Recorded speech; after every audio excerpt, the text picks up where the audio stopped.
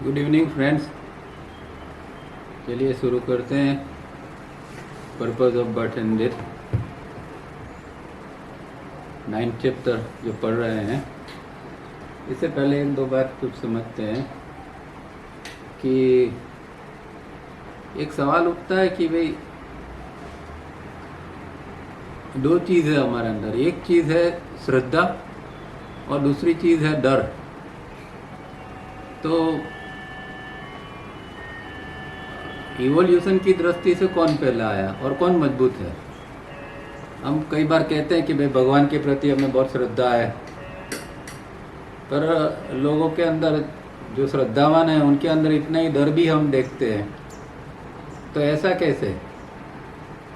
और कई बार तो ऐसा देखने को मिलता है कि श्रद्धा के बदले डर और ज़्यादा ओवर पावर कर लेता है। तो इवोल्यूशन की दृष्टि से उसको देखना एक मज़ेदार बात है कि देखो, इन्वोल्यूशन के अंदर, भूलोक के अंदर हुआ क्या कि 4th स्टेज तक तो नीचे आ गया डिवाइन फ्रेगमेंट। बाद में वहाँ कुछ अटक गया। वो उसको आना था नीचे तक, नादिर तक, मतलब 3 to 1 तक पहुँचना था, पर नीचे नहीं जा पाता था किसी कारणवश। तो फिर प्रकृति ने सोचा कि क्या किया जाए कि उसको वो नीचे तक जा पाए। तो उसका जो बॉडी ब्रेन सिस्टम था उसको एकदम ख़राब कर दिया, इतना कंडेम कर दिया। तो उसकी वजह से उसको जो है वो नीचे तक, नादिर तक जाना पड़ा। तो बॉडी ब्रेन सिस्टम ख़राब हो गया, उसके साथ में उसकी जो गुण वगैरह थे, मतलब साइकोलॉजी थी पूरी, वो भी खराब हो गई। उसके अंदर क्रूरता, जुनून, डर, क्रोध, ये सब भी इतने ही आ गए। अब नादिर के बाद इवोल्यूशन स्टार्ट हुआ। तो उसके अंदर शुरुआत के 3 जो सब स्टेजेस है, 1 to 3, तो प्रकृति ने इतनी करुणा की कि जो बॉडी ब्रेन सिस्टम एकदम खराब हो गए थे उसको थोड़ा रिपेयर कर दिया उसने, ताकि 4th स्टेज के अंदर फिर उसको और दिक्कत ना आए। पर प्रकृति ने बॉडी ब्रेन सिस्टम को ठीक किया, पर साइकोलॉजी ठीक नहीं की। मतलब कि उसके अंदर जो अवगुण पड़े थे, डर था, क्रोध था, क्रूरता थी, जुनून था, वो सब ऐसे की ऐसे ही रहे। तो जैसे वो 4th स्टेज के अंदर आया तो वो सारी चीज़ें लेके आया, और आज भी हमारे अंदर ये सारी चीज़ें पड़ी है। अब दूसरी बात जो श्रद्धा की है, वो तो हम जानते हैं कि तारिया जी ने कहा है कि भाई 4th स्टेज के अंदर ही व्यक्ति आध्यात्म के अंदर उसका प्रवेश होता है, या उसके अंदर एक इंटरेस्ट पड़ता है। मतलब कि 1 to 3 के अंदर तो हमारे अंदर कोई अध्यात्म था नहीं, तो अध्यात्म नहीं था तो श्रद्धा की तो कोई बात आती ही नहीं। तो 4th स्टेज के अंदर जब व्यक्ति आया तो उसके अंदर श्रद्धा भगवान के प्रति, या जो आगे जाके वो, क्योंकि 4th स्टेज भी आज से 6 करोड़ 50 लाख साल पहले चालू हो गया था। इतना पुराना ये एक ही खाली 4th स्टेज, और कितना लंबा है वो तो हमें पता नहीं है, पर अब तक में 6 करोड़ 50 लाख साल तो उसके अंदर गुजर चुके हैं, इतना पुराना है। तो वो जो है वो तब से मानो कि उसमें कोई पॉइंट के ऊपर व्यक्ति के अंदर अध्यात्म शुरू हुआ, और व्यक्ति फिर भगवान के प्रति या इस तरह का कोई तत्व के प्रति झुकने लगा, उसकी श्रद्धा बढ़ने लगी। कहने का मतलब ये है कि जो हमारे अंदर जो डर, क्रोध वगैरह पड़ा है वो बहुत पुराना है। हमारे जो भगवान का कंसेप्ट है, या जो हमारे अंदर श्रद्धा वगैरह है, उससे पुराने तो हमारे अंदर डर वगैरह है। तो नेचुरल कोर्स के अंदर वो चीज़ जो है वो बहुत गहरी हुई अंदर, अचेतन के अंदर पड़ी है, तो वो कभी भी आ सकती है। और ज़्यादातर श्रद्धा तो हम जो है उसको कल्टीवेट करते हैं। श्रद्धा ऐसे नहीं आ जाती है, धीरे करके कल्टीवेट करके हम श्रद्धा को विकसित करते हैं। तो एक श्रद्धा की एक मर्यादा है, और जब बहुत पैनिक हो जाता है, डर का माहौल आ जाता है, तो फिर श्रद्धा के ऊपर डर हावी हो जाता है। तो ये इवोल्यूशन के अंदर एक चीज़ ये इस तरह डेवलप हुई है, ये हमें समझना जरूरी है। अब दूसरी बात ये है कि हमारे संत महात्मा कहते हैं कि भाई जीवन तो एक नाटक जैसा है, संसार नाटक है और संसार को नाटक की तरह ही लेना चाहिए। तो कौन से एंगल से वो कहते होंगे कि संसार एक नाटक है? तो हकीकत में क्या है कि संसार में जो कुछ है, जो कुछ चल रहा है, संसार का इवन उद्भव भी हुआ है, ये 3 गुणों से हुआ है, सत्व रजस तमस। तो हर चीज़ जो है एक प्ले ही है, एक नाटक ही है, क्योंकि हर चीज़ जो बनती है, बिगड़ती है, जन्मती है, विघटित होती है, तो वो ये तीनों गुण से ही बनते हैं। अब जैसे कि किसी का जन्म हुआ तो ये तीनों फोर्स के अंदर जो एक प्रीडोमिनेंट होगा और बाकी सपोर्टिव, इस तरह एक व्यक्ति का जन्म होता है। और जब मृत्यु होती है तब भी वही होता है, तमोगुण बढ़ जाता है, दूसरे पैसिव हो जाते हैं, तो मृत्यु होती है। तो जन्म को या मृत्यु को हकीकत में कोई फर्क नहीं है, क्योंकि वो तो है तो ये तीनों गुणों का चाल। किसी की शादी हो गई है, शादी हो रही है, तो वो भी है, वो तीनों गुणों का खेल से ही हो रहा है। किसी के जीवन में और अच्छे प्रसंग आ रहा है, वो भी ये तीनों गुणों के खेल की वजह से ही आ रहा है। तो इस माने में हमें समझना है कि जीवन एक खेल है। पर दिक्कत ये है कि हम इसके अंदर फंस जाते हैं, क्योंकि हमें ये ध्यान में नहीं आता है कि ये 3 गुणों का खेल है। एक घटना घटित होती है तो हम इस तरह नहीं देखते कि भाई ये कोई एक गुण के कारण या एक प्रमुख 2 अलग गुण के कारण ये घटना घटी है। हम तो घटना को घटना के रूप में ही देखेंगे, अच्छा या बुरा के संस्कार से ही देखेंगे कि ये घटना है तो अच्छी है या बुरी है, इस तरह ही हम उसको देखेंगे। तो हमें कभी इस तरह हमने माइंड को कल्टीवेट नहीं किया है कि हम घटना को ये तीनों फोर्सेस के कारण हो रहा है इस तरह देखें। अगर इस तरह का नज़रिया हमारा बनता है, इस तरह कुछ हम देखने का शुरू करते हैं, तो बहुत सारे हमारे जो है वो सुख दुख राग द्वेष हमारे कम हो जाएंगे, क्योंकि फिर हमारी दृष्टि बदल जाएगी। तो ये संतों के अंदर ये दृष्टि थी कि वो तीनों गुण का खेल ही समझते थे। और गीता के अंदर भी जो अर्जुन को उपदेश दिया गया, इसके अंदर यही चीज़ थी। उसको जो मोह हो गया था, तो मोह हो गया मतलब तमोगुण छा गया था उसके ऊपर, तो वो किस तरह ये तमोगुण से निकले, वही कृष्ण भगवान का एक पूरा प्रयत्न था। तो इस तरह हमारे अंदर ये तीनों गुण का खेल चलता रहता है, और अगर हम इस दृष्टि से देखेंगे तो काफ़ी फर्क पड़ेगा।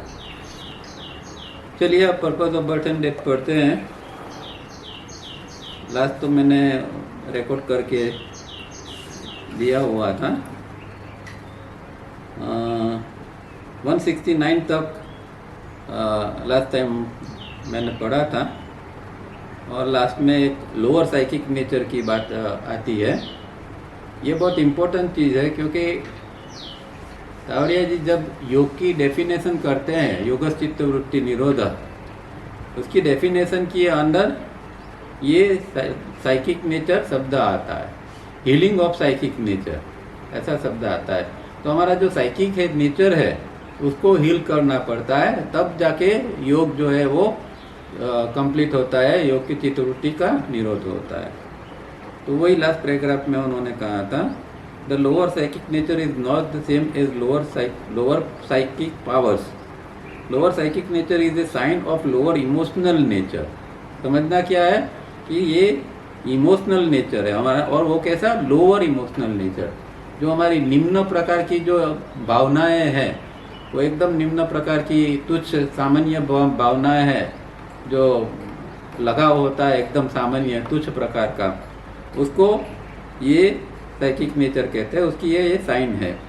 Only kept in place under fear of law and society and is most evident during revolution and Wars. और ये लोअर इमोशनल नेचर जो है वो कब देखने को मिलता है लोगों के अंदर ज़्यादातर, कि जब कुछ युद्ध आ जाता है या रिवॉल्यूशन क्रांति के लिए लोग बाहर निकल आते हैं।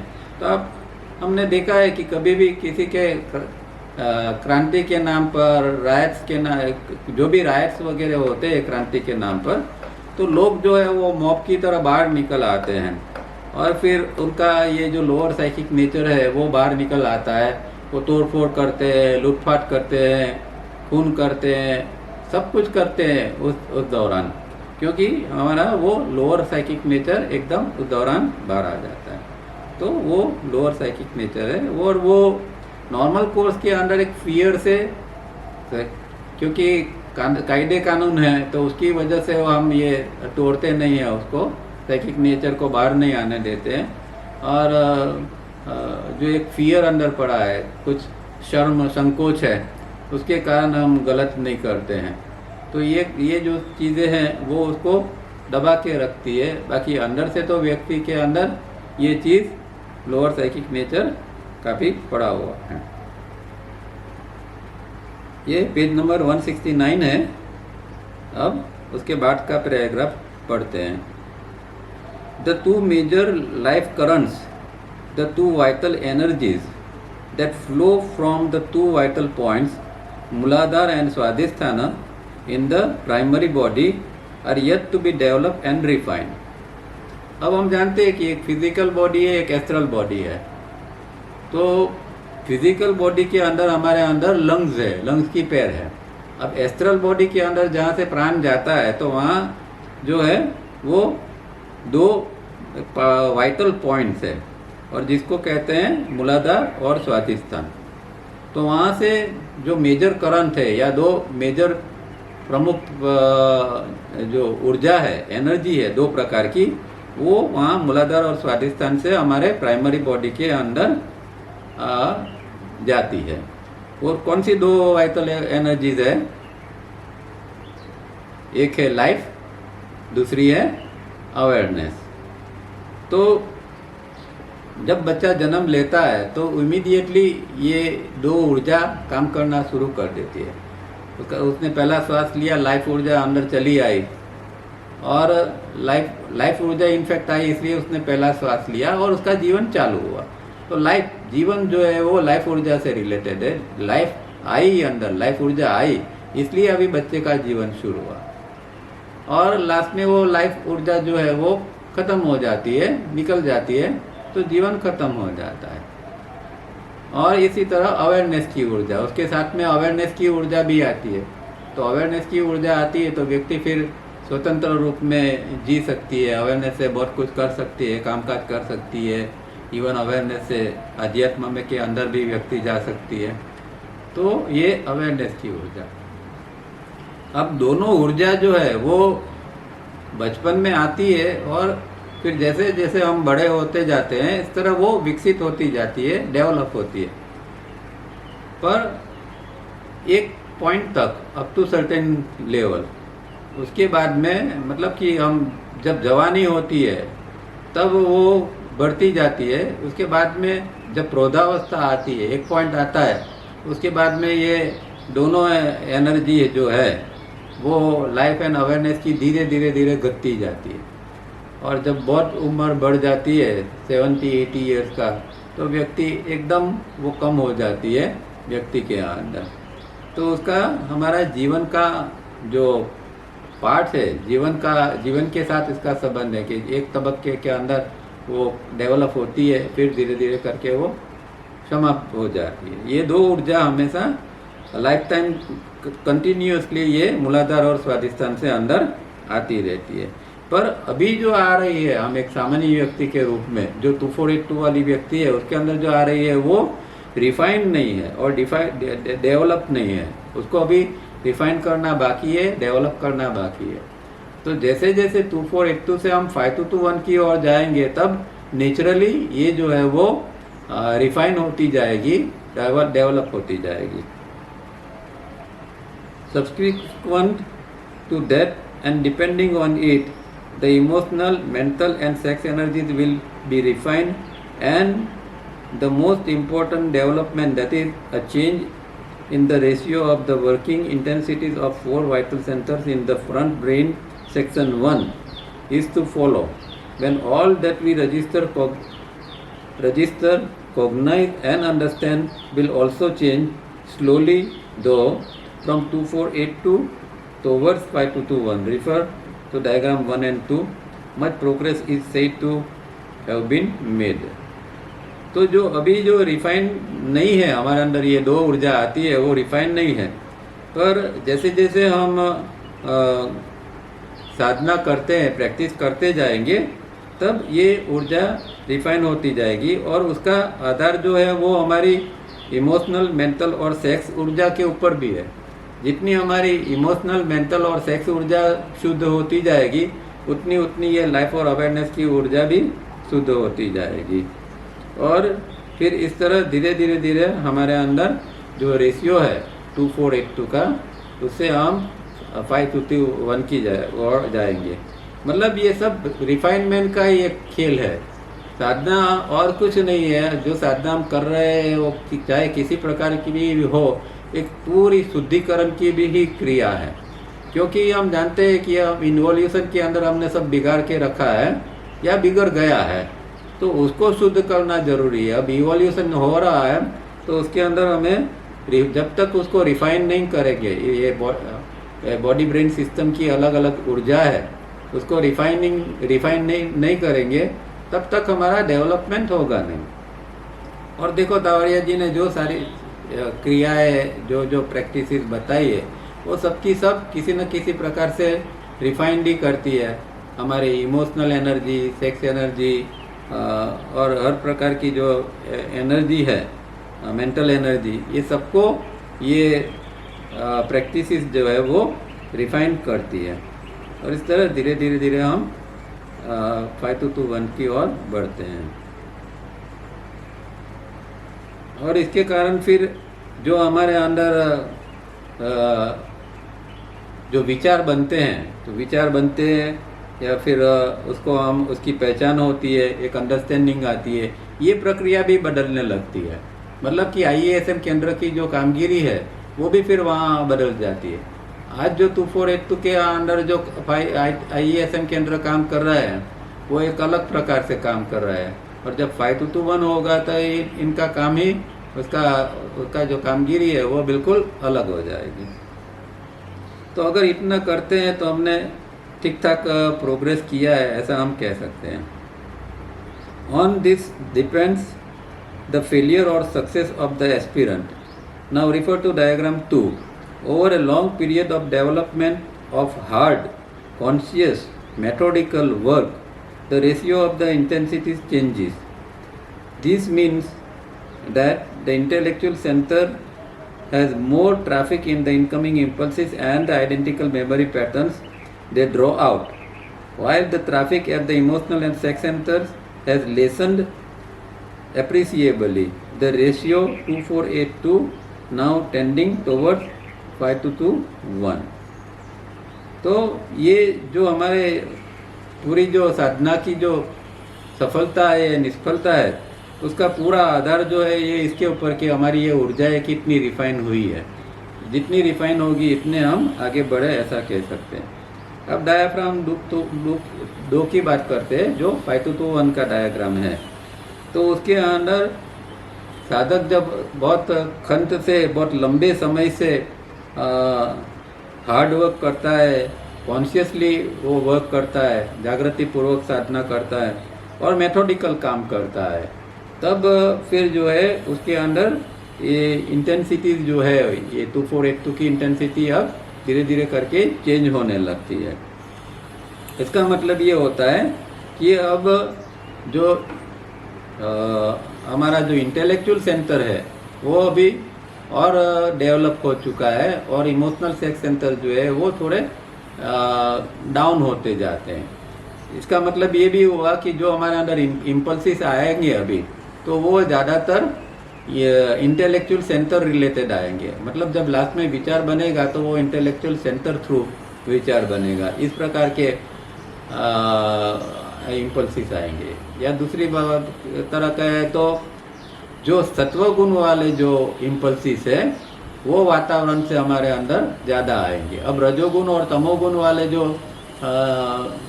इम्पल्सिस है वो कम आएंगे, तो हम अभी सत्वगुण की अंदर वृद्धि हो रही है, तो हमारे अपने आप में विचार भी अच्छे होते जाएंगे। हमारा पूरा जो अंदर की जो सिस्टम है वो एकदम एक अलग बदल जाएगी, और सत्वगुण के कारण हमारे कर्म भी अच्छे होंगे, सब कुछ धीरे धीरे करके बदल जाएगा।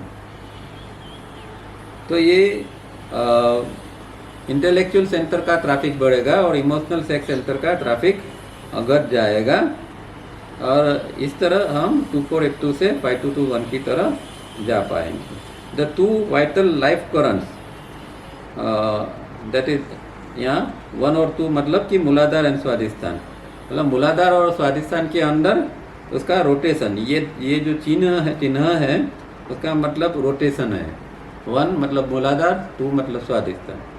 तो जो ऊर्जा है, 2 वाइटल लाइफ करंट मतलब कि लाइफ एनर्जी एंड अवेयरनेस की एनर्जी, उसका जो ये है वो यहाँ मूलाधार और स्वादिष्ठान के अंदर उसका रोटेशन हमेशा चालू रहता है।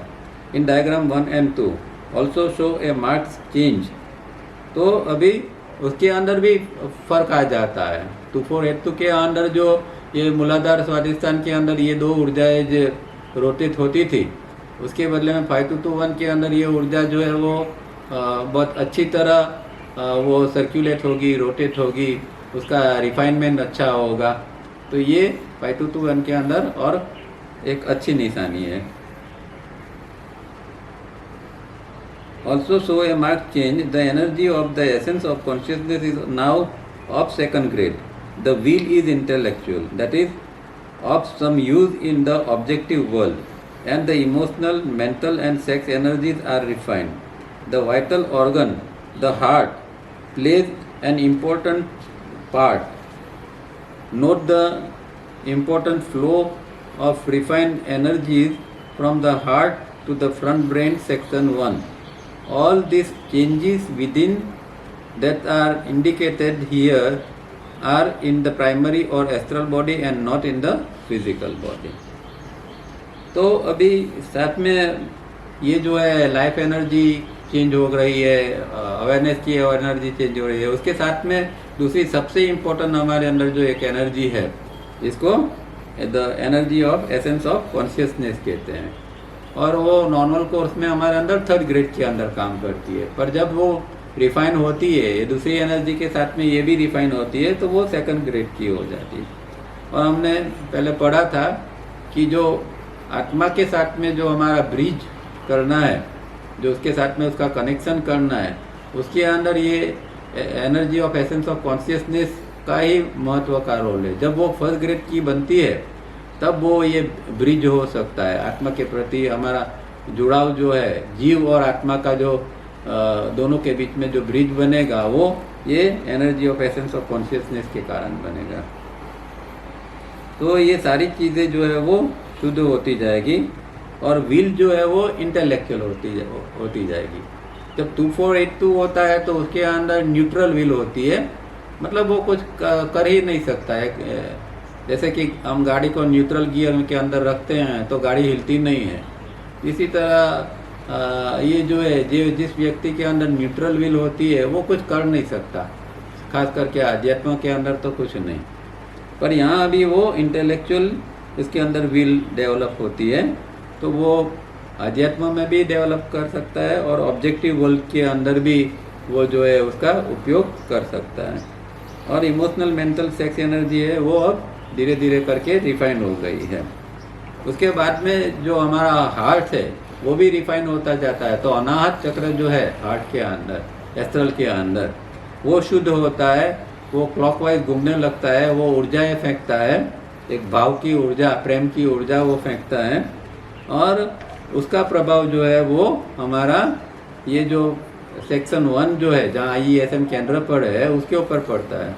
इसलिए हमारा IESM केंद्र भी और अच्छी तरह काम करने लगेंगे। तो ये सब हमारे प्राइमरी और एस्ट्रल बॉडी के अंदर इस तरह की सारी ऊर्जा की चेंजेस होती रहती है। ये फिजिकल की बात नहीं है, एस्ट्रल बॉडी के अंदर ये सब चेंजेस है, ऐसा हमें समझना है। The violent emotional and sex storms are now not prevalent with that damaging frequency and intensity. That is, they are much less than they used to be, wrecking the aspirant from time to time.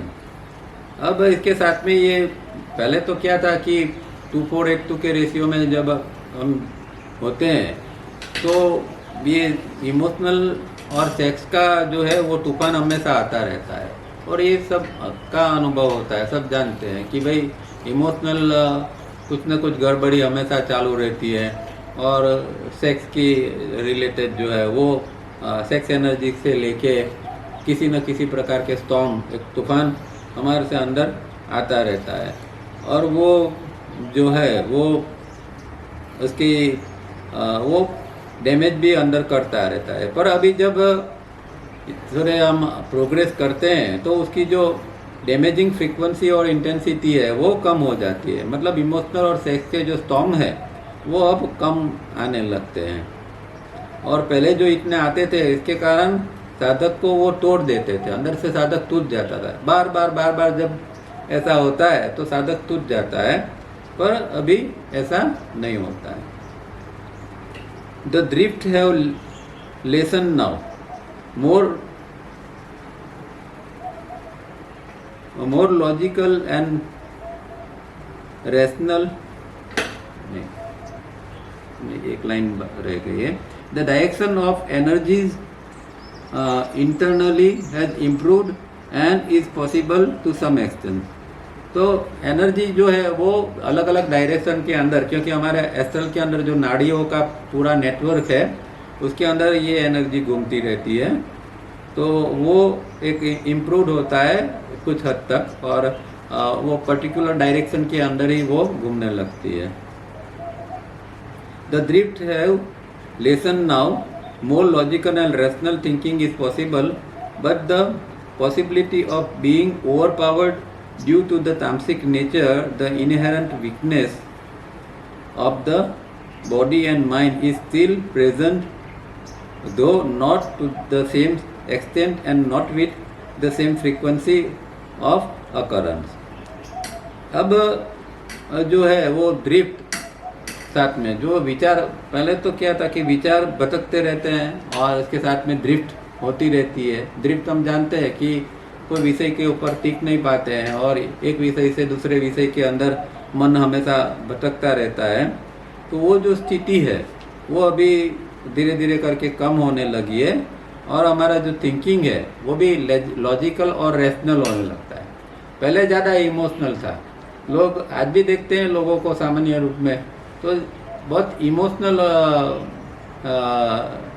उनका thinking होता है, मतलब कि हर चीज़ को emotional angle से देखते हैं और फिर बहुत जल्दी उन लोगों को अच्छा बुरा लग जाता है। थोड़ी सी कुछ किसी ने कुछ कह दिया तो वो एकदम अंदर दुख लग जाता है और किसी ने थोड़ी प्रशंसा की तो एकदम खुश हो जाते हैं। तो ये एकदम जो इमोशनल जो हमारा थिंकिंग होता है और लो लेवल का होता है तब ऐसी चीज़ें बनती है। अब जब 2:4:8 पर 5:2:1 पर जाते हैं तो ये लॉजिकल और रैशनल थिंकिंग हमारा बनता है। पर उसको कभी कभी क्या होता है कि अभी तामसिक नेचर तो पड़ा नहीं है, 2:4:8 मतलब कोई बहुत बड़ा स्टेज हमने हासिल कर लिया है ऐसा नहीं है। थोड़ा अंदर सुधार आया है, थोड़ा चेंजेस आया है, तो इसका मतलब ये नहीं कि अभी हम कोई पूर्ण हो गए हैं। तो तामसिक नेचर तो पड़ा ही है और वो एक हमारी वीकनेस है और वो कभी भी फिर से उभर के आती है और वो फिर से अंदर गड़बड़ी कर देती है। पर इतना अच्छा है कि जो 2:4:8 के अंदर जितनी गड़बड़ी होती थी अब इतने एक्सटेंट तक वो चीज़ नहीं होती है। अगर कभी होती है तो भी थोड़ी माइल्ड रूप में होती है। To proceed from diagram 1 to diagram 2 takes many lives to come about as a natural process of evolution if one does not work consciously on one's self। ये तो हम जानते हैं कि भाई अगर हमने अपने ऊपर काम नहीं किया कॉन्शियसली तो उसके अंदर बहुत सारी जिंदगी खत्म हो जाएगी एक डायग्राम से दूसरे डायग्राम तक जाने में। मतलब 2482 से 5221 तक जाने में अनेक जन्म निकल जाएंगे अगर हमने जागृति पूर्वक काम नहीं किया तो। पर जागृति पूर्वक काम करते हैं तो हमारा जल्दी शायद एक ही जन्म के अंदर भी ये चीज़ हो सकती है। But the transition can be develop with care, diligence and application, and for that sage Patanjali requires something more from the disciple or aspirant। तो इसके लिए थोड़ा एक केयर के साथ में, मतलब संभल के और खन के साथ में जो है वो हमें प्रयास करने पड़ते हैं। और इसके लिए पतंजलि साधक से या शिष्य से कुछ अपेक्षा रखते हैं कि दो चीज़ की अपेक्षा रखते हैं। एक जो है वो टायरलेस एंडोवियर और दूसरा जो है वो फायरी एस्पिरेशन। टायरलेस एंडोवियर जो है वो उनकी योग सूत्र की जो पहला चैप्टर है उसका 13 सूत्र है, उसके अंदर ये शब्द आया है। और जो फायरी एस्पिरेशन शब्द है वो दूसरा चैप्टर के 32 जो सूत्र है उसके अंदर ये आता है।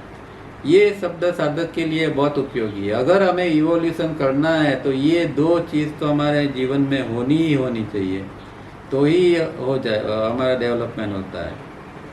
टायरलेस एंडोवियर मतलब हमारे अथक प्रयत्न, कांस्टेंट हमारा प्रयत्न चालू रहना चाहिए, एक दिन भी ब्रेक नहीं पड़नी चाहिए, निरंतर कुछ न कुछ करते ही रहना पड़ता है। और अगर सिर्फ 3 स्टेप को ले लो तो 3 स्टेप के पीछे पड़ जाओ तो वो एक टायरलेस एंडोवियर की तरह उसके पीछे पड़ के उसको जितना आगे ले जा सकते हैं इतना उसको करना है। और दूसरा जो फायरी एस्पिरेशन है वो अंदर हमारे अंदर एक उत्कट भावना, एक उत्कट इच्छा होनी चाहिए।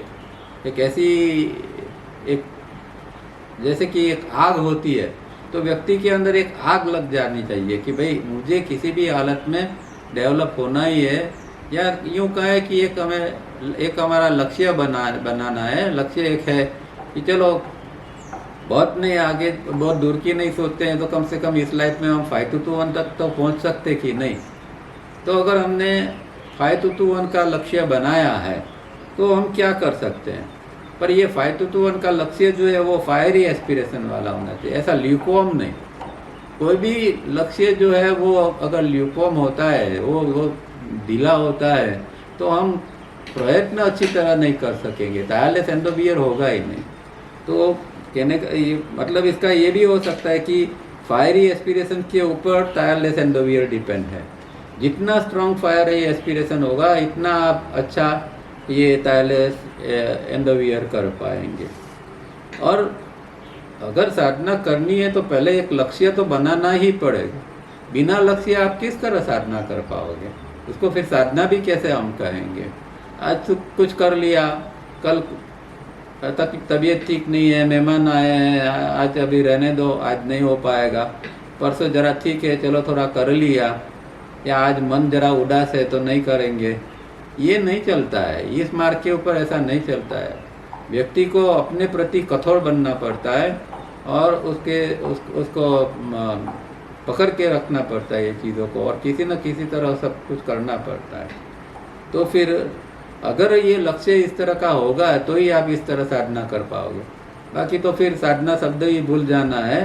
जितना जो होता है हमसे वो कर लेते हैं, ठीक है, थोड़ा शरीर अच्छा रहेगा, अगर थोड़ा मन अच्छा रहेगा, ये सब ठीक है, इतना हमारा ये है लक्ष्य, तो कोई बात नहीं है। पर अगर अध्यात्म में आगे जाना है, हमारे एक स्वामी जी थे, वो शुरू में मैं उनके पास जाता था तो वो पहले बताते थे कि आपका लक्ष्य क्या है, पहले लक्ष्य तय करो फिर कुछ हो पाएगा। तो जब तक हम जिंदगी में क्या करना है, साधना में क्या करना है, वो लक्ष्य नहीं बनाएंगे तो तब तक प्रोग्रेस नहीं हो पाएगा। ये एकदम क्लियर कट बात है। Such intensity of application does not however last long in ordinary people. Sage Patanjali is conscious of this fact that it is difficult for all to have such fiery aspiration and tireless endeavor for long period, and so state in chapter 1, Sutra 21, the attainment of spiritual consciousness is rapid for those whose will is intensely alive. तो वो महर्षि पतंजलि भी जानते थे, और हम सब जानते हैं कि हर व्यक्ति के अंदर ये फायरी एस्पिरेशन होती नहीं है, और होती है तो सबके अंदर एक समान नहीं होती है, किसके अंदर थोड़ी ज़्यादा है, किसके अंदर कम है, और एक व्यक्ति के अंदर भी हमेशा इतनी पावरफुल होती नहीं है। वो व्यक्ति भी कभी कभी थोड़ी ढीली पड़ जाती है, कोई बार थोड़ा सब अच्छा चलता है तो उसके अंदर एक फोर्स आता है और वो लगा रहता है, किसी कारणवश कोई थोड़ा फोर्स टूट जाता है तो उसका वो फायरी एस्पिरेशन भी थोड़ा कम अंदर से हो जाता है। तो इसीलिए ये महर्षि पतंजलि ने एक सूत्र में कहा है कि the attainment of spiritual consciousness is rapid for those whose will is intensely alive. अब जिसकी विल जो है, जो संकल्प है, वो इतना अगर लाइव होगा, इतना स्ट्रॉन्ग होगा उसके अंदर, इसकी इंटेंसिटी एकदम ज़्यादा होगी, वही व्यक्ति जो है वो स्पिरिचुअल कॉन्शियसनेस को प्राप्त कर सकेगा। तो जितनी हमारी इंटेंसिटी अंदर से ज़्यादा है इसके प्रति, या हमारा संकल्प जितना स्ट्रॉन्ग है अध्यात्म के लिए, इतना हम और ये कॉन्शियसनेस के प्रति और आगे जाएंगे। और अगर हमारे अंदर वो डीम है, कम है, तो फिर प्रोग्रेस उसके मुताबिक फिर होता रहेगा। We know that this type of will, what we call spiritual will, is only possible with the stage of diagram 3A and onwards, for which further biological development has to take place. तो ये जो will है इस प्रकार की, जिसको spiritual will भी कहा जाता है, और वह स्पिरिचुअल विल जो है वो 3A के स्टेज के ऊपर व्यक्ति पहुंचते हैं। जैसे हमने देखा कि डायग्राम 1 के अंदर न्यूट्रल विल होती है, डायग्राम 2 के अंदर इंटेलेक्चुअल विल उसकी डेवलप होती है, और अब जब 3A के ऊपर पहुंचता है वो, तब उसके अंदर ये स्पिरिचुअल विल जो है वो डेवलप होती है। और उसके साथ में बायोलॉजिकल डेवलपमेंट भी साथ साथ में फिर होता रहता है, वो भी साथ में होना चाहिए। ये बायोलॉजिकल डेवलपमेंट बहुत ज़रूरी है, और ये सब साथ में चलते रहते हैं। तो 3A के स्टेज में ये तीनों चीज़ें आ जाती है। And even after this take place, says Patanjali points out in sutra 22 of chapter 1, those who apply the will likewise differ, for its use may be intense, moderate or gentle. In respect to the attainment of true spiritual consciousness, there is yet another way. तो ये फिर से यही बात आती है कि ये अगर हमारे अंदर ये फायरी एस्पिरेशन थोड़ी कम होती है, तो जैसी होगी इस तरह उसका रिजल्ट आएगा।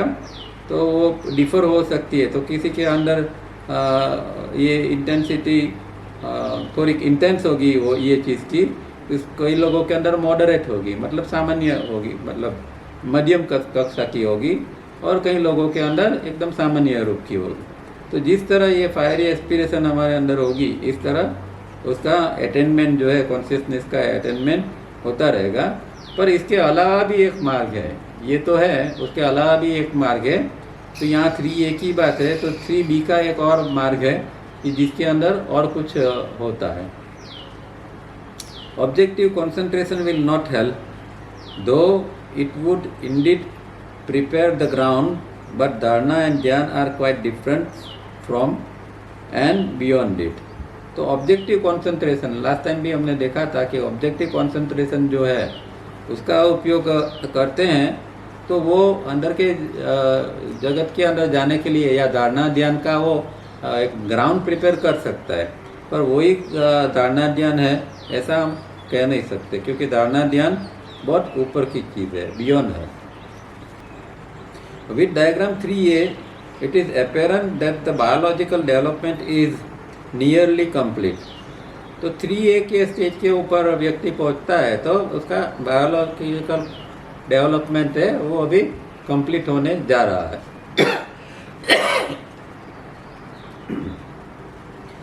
Emotional and sex energies are now sublimated and will has become spiritual will, but even this does not lead to transcendental experience। तो इमोशनल और सेक्स एनर्जी भी अब सब्लिमेट होती जाती है, उसका भी ऊर्ध्वीकरण होता जाता है और उसके अंदर से स्पिरिचुअल विल भी निकलती है, आध्यात्मिक संकल्प। पर इसका मतलब ये नहीं है कि अभी उनको कोई ट्रांसेंडेंटल एक्सपीरियंस होने लगा। अभी ट्रांसेंडेंटल एक्सपीरियंस और दूर की बात है। तो 3A के अंदर भी ट्रांसेंडेंटल एक्सपीरियंस नहीं होते हैं। Here we note the most important and vital change that due to cultivation and establishment of spiritual will,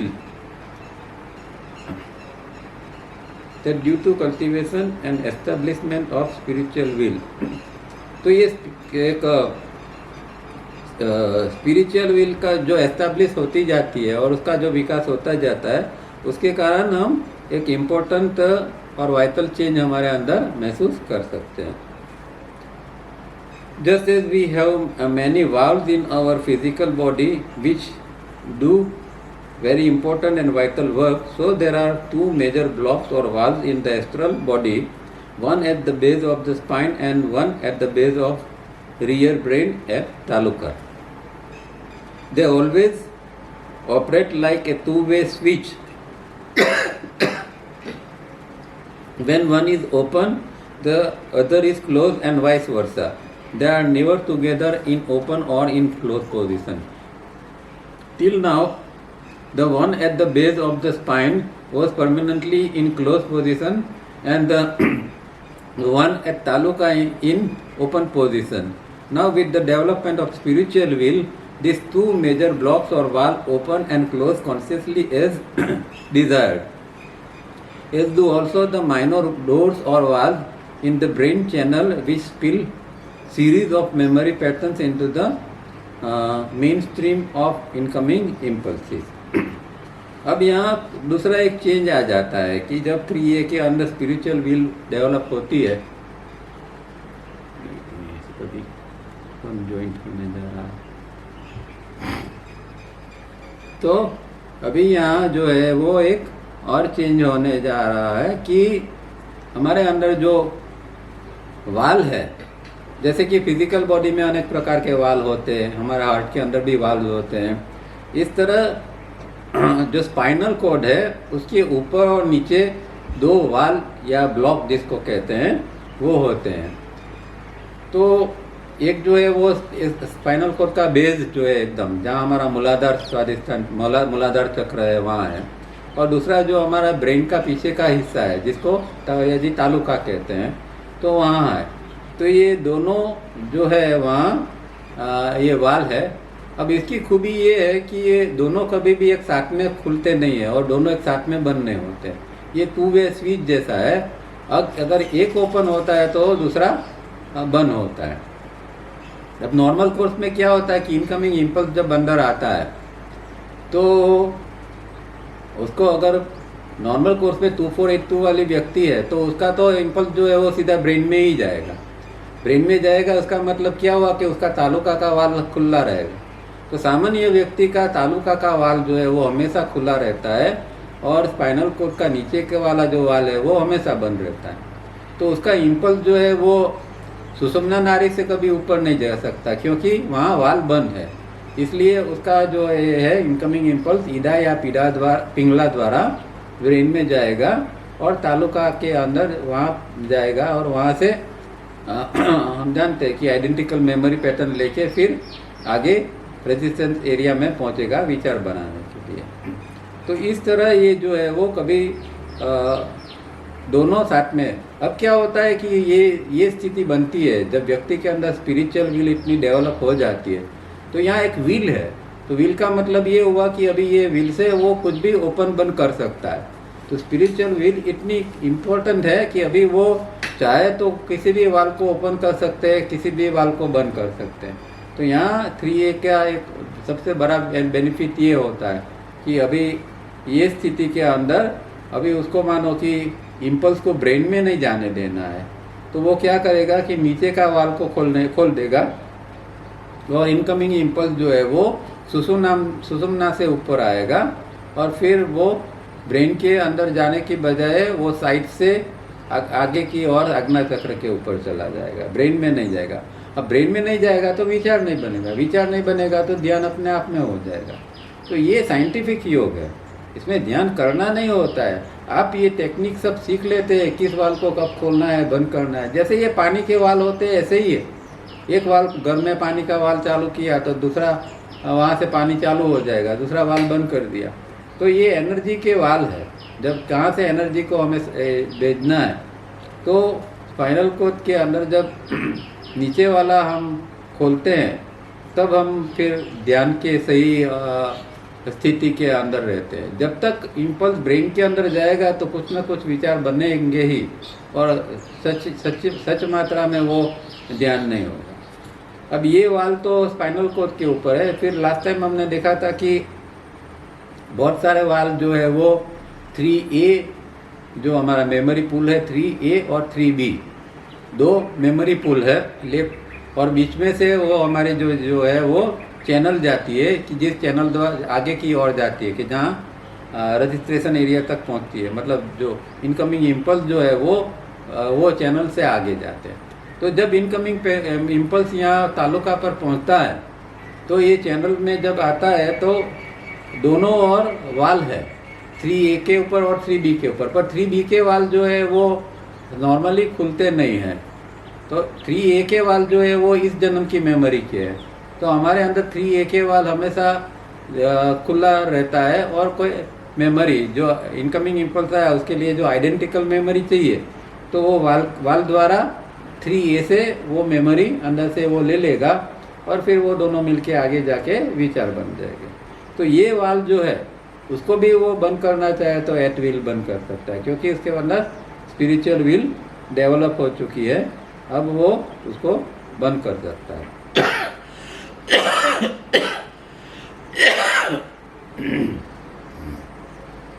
Once the biological development is shown in diagram 3A is reached, then as said Patanjali continues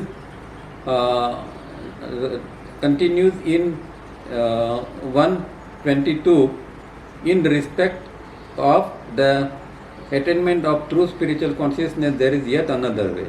देखो ये another way की जो पहले बात थी तो अब ये अनदर वे यहाँ आया। मतलब ये 3B का स्टेज चालू होगा। 3B मतलब क्या, ये अब आप ब्रेन में के अंदर इम्पल्स को जाने नहीं देते हैं, उसको बाईपास कर देते हैं, विचार नहीं बनाते। 3A के अंदर विचार बनते हैं, 3B के अंदर विचार नहीं बनते हैं। तो 3B के अंदर का ये स्टेज बना तो ये अनदर वे जो कहा वो 3B का स्टेज के लिए पतंजलि ने कहा था। Once this spiritual will is developed and once the first grade of energy of essence of consciousness is generated, the vital life current and energies can be directed as desired. The blocks and valves, major as well as minor, can be kept in open or closed position as desired, and the first grade energy of essence of consciousness is available to establish a link with pure consciousness itself, which is nothing else but our divine fragment, Ishvara, the transcendental teacher। तो ये जो दूसरा मार्ग जब अब खुल जाता है तो वो किसका कारण ये है कि इसने अभी ये स्पिरिचुअल विल के ऊपर जो काम किया है तो उसके कारण वो अब कोई भी वाल को खोल कर सकता है, बंद कर सकता है, और एनर्जी जहाँ से उसको डायरेक्ट करना है, एनर्जी को बहाना है। मतलब नॉर्मली जो ईडा पिंगला से जो एनर्जी ऊपर आती थी अब उसके बदले में अगर उसको सुषुम्ना से ले आना है तो वो वाल को खोल या बंद करके कर सकता है। उसको एनर्जी को डायरेक्ट आज्ञा चक्र के ऊपर ले जाना है तो ले जा सकता है। उसके अंदर से विचार बनाना है, नहीं बनाना है, ये सब उसके हाथ में है। इतना सारा ये डेवलपमेंट हो जाता है। और उसके साथ में ये energy of essence of consciousness भी जो डेवलप होती है, तो वो प्योर कॉन्शियसनेस के साथ में एक लिंक बनाने के लिए वो एनर्जी बहुत ज़रूरी है।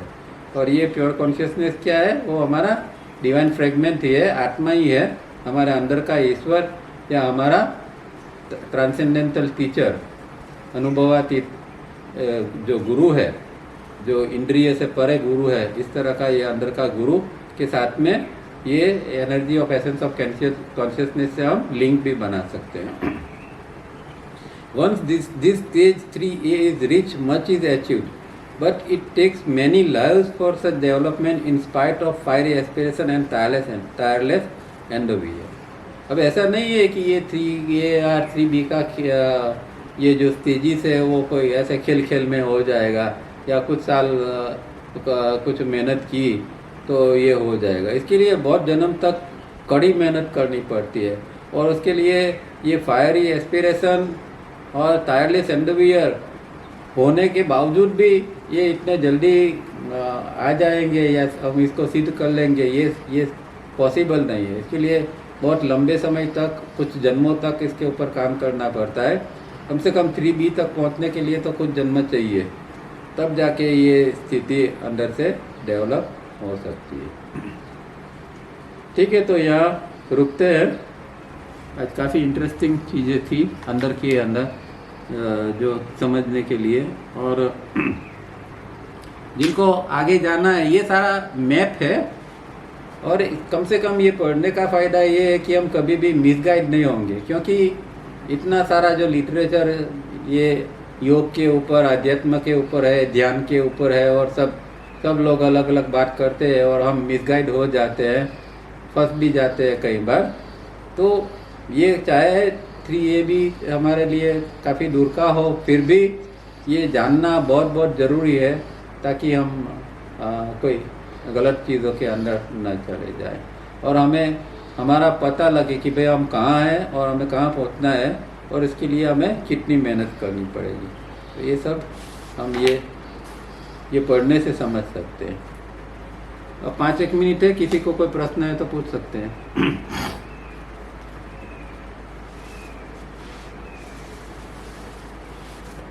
किसी कोई प्रश्न है तो म्यूट ऑन करके पूछ सकते हैं।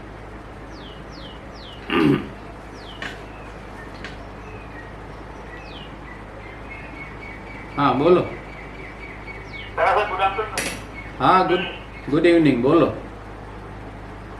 अभी ये बायोलॉजिकल जो डेवलपमेंट की बात हुई, हाँ, उसमें ये अपना जो थिंकिंग इंस्ट्रूमेंट जो साहब कह रहे हैं, हाँ, बार बार उसका ये होता है बात, हाँ, कि कोई भी हम पढ़ते हैं किताब, कोई भी पढ़ते माना, हाँ, तो ये जो थिंकिंग इंस्ट्रूमेंट ये बायोलॉजिकल डेवलपमेंट, वो मतलब कि जो अपना जो दिमाग है, जो उसको बोलते हैं दिमाग जो है, ब्रेन, फूड ब्रेन, तो उसका भी मतलब साहब जो कहते हैं कि एजुकेशन ऑफ थिंकिंग इंस्ट्रूमेंट, तो that is also part of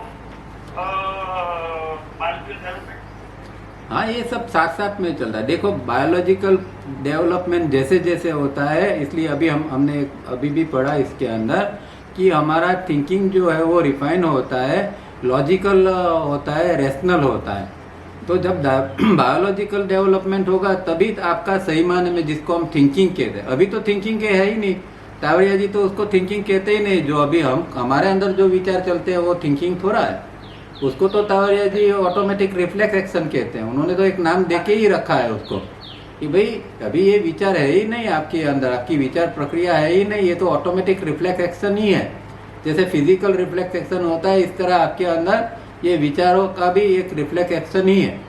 पर जब आपका बायोलॉजिकल डेवलपमेंट होगा तब ही आपके अंदर रियल सेंस में ये थिंकिंग जन्मेगा, जिसके अंदर रैशनल भी होगा, लॉजिकल भी होगा, और कोई जिस तरह हमारा नॉर्मल थिंकिंग में इमोशनल टच आ जाता है ना, वो इमोशनल टच वाला नहीं होगा, वो प्योर थिंकिंग होगा। तो बायोलॉजिकल डेवलपमेंट के साथ तो उसका सीधा ही संबंध है। बराबर। तो यही सिर्फ अपने हम जो साधना अभी जो हम कर रहे हैं, साहब ने जो हमको जो दी है, हमारे साथ में बस वही काम में निरंतर सस्तु दीर्घकाल हाँ करते ही रहना है, करते ही रहना है। हाँ, पर पहले मैंने कहा इस तरह लक्ष्य हमारा क्लियर होना चाहिए कि इस जन्म में मुझे क्या करना है। देखो मेरे पास कितनी उम्र, मेरे पास कितने साल बाकी है, पहले ये एक आप स्पष्ट करो। और मेरे पास कितनी ऊर्जा है और इतने साल के अंदर मैं कितना काम करूँगा, इतना थोड़ा लॉजिकली तो हम सोच सकते हैं कि नहीं कि भाई आज मेरी उम्र मानो कि 60 साल की है, तो मैं चलो ज़्यादा से ज़्यादा 10 साल तक काम करूँगा, क्योंकि 70 के बाद में शायद मेरी ऊर्जा कितनी रहेगी मुझे भी पता नहीं है। तो मेरे पास ज़्यादा से ज़्यादा 10 साल है, तो 10 साल में मैं कितना काम कर पाऊँगा। और 10 साल के कंटिन्यूसली होगा ऐसा तो है नहीं, उसमें भी बहुत सारा उतार चढ़ाव तो आएगा। तो ये सब हमें सोच के फिर हमें ताकत लगानी पड़ेगी और सिंसियर बनना पड़ेगा। और जितना इसके ऊपर आप डीप में सोचोगे इतना आप सिंसियर बनते जाओगे।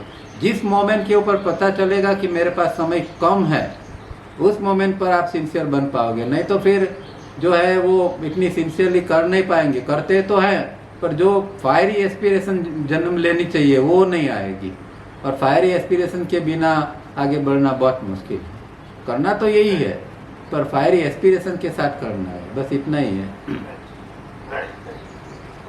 ओके ओके, और किसी को कोई प्रश्न है?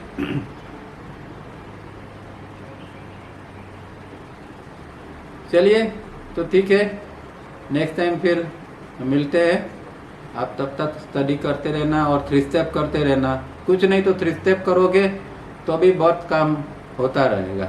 ठीक है, चलिए, थैंक यू।